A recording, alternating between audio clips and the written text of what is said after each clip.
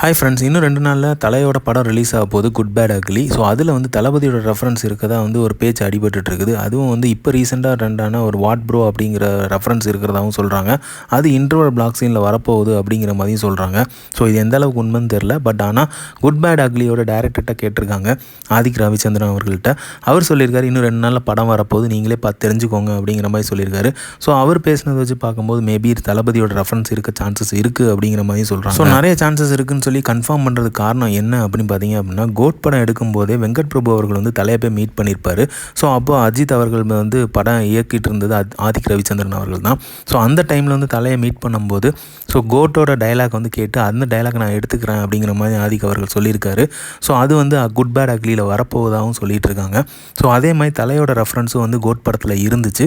So அதே மாதிரி இப்போ குட் பேட் அக்லிலையும் வந்து தளபதியோட ரெஃபரன்ஸ் இருக்கும் அப்படிங்கிறதையும் சொல்கிறாங்க. ஸோ எப்படியும் தளபதி விஜய் அவர்களுக்கும் அஜித் அவர்களுக்கும் நல்ல ஒரு மியூச்சுவல் அண்டர்ஸ்டாண்டிங் இருக்க தான் செய்யுது. ஸோ அவங்களுக்குள்ள வந்து ஒரு நல்ல அண்டர்ஸ்டாண்டிங் இருக்குது. ஸோ அதனால் கண்டிப்பாக ரெஃபரன்சஸ் வைப்பாங்கன்னு நினைக்கிறேன். ஸோ அப்போ தேட்டரிக்கல் ரெஸ்பான்ஸ் வந்து வேறு லெவலில் இருக்கும்னு நினைக்கிறேன். ஸோ ஏன்னா நம்ம கோட் படத்தில் மங்காத்தா மியூசிக் கேட்கும்போதே பயங்கரமாக இருந்துச்சு. ஸோ அதே மாதிரி எக்ஸ்பெக்ட் பண்ணுறோம். ஸோ எப்படி இருக்குங்கிறத பொறுத்து பார்ப்போம். படம் வேறு ரிலீஸ் ஆக போகுது. படத்துக்கு வாழ்த்துக்கள் தெரிவிச்சுக்குவோம். ஸோ இந்த மாதிரி தளபதி அப்படி தெரிஞ்சுக்கிறதுக்கு லைக் பண்ணுங்கள், ஷேர் பண்ணுங்கள், ஃபிலிமா சேனலை சப்ஸ்கிரைப் பண்ணுங்கள். தேங்க்யூ.